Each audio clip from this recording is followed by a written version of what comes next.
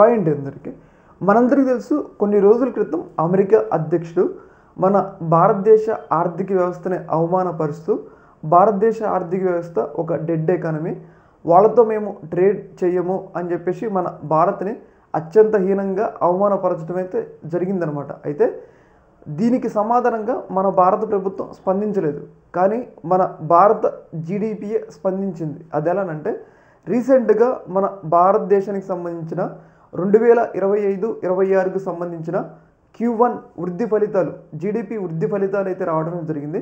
అందులో భాగంగా Q1లో దాదాపు 7.8 గ్రోత్. ప్రపంచంలోనే ఏ దేశంలో కూడా 7.8 వృద్ధి నమోదు చేయలేదన్నమాట. మన తర్వాత చైనా 5.2 మాత్రమే. అంటే ప్రపంచంలోనే అత్యధికంగా వృద్ధి చెందుతున్న దేశం మంది అని చెప్పేసి మరొకసారి ప్రూవ్ అయింది. అలాగే అమెరికా వృద్ధి అంతా తెలుసా, కేవలం 0.5 అనమాట. అంటే మన వృద్ధిలో కేవలం 5% అనమాట. అంటే మనం చూసుకోవాలి, ఎవరిది డెడ్ ఎకానమీ, అమెరికాది డెడ్ ఎకానమీయా, మంది డెడ్ ఎకానమీయా?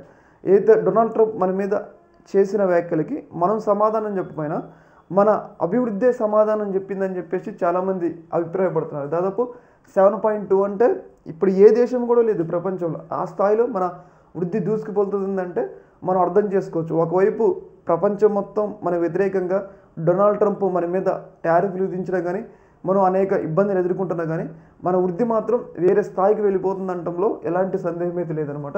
ఇది ఒక రకంగా మన భారతదేశానికి, మన భారతీయులకి ఒక గర్వకారణం అని చెప్పేసి మనమైతే అనుకోవచ్చు. అలాగే ఇది ఒక రకంగా ట్రంప్కి ఒక చెంపపెట్టు లాంటి నిర్ణయం, అంటే ఒక చెంపపెట్టు లాంటి విషయం అని చెప్పేసి మనమైతే అనుకోవచ్చు అనమాట.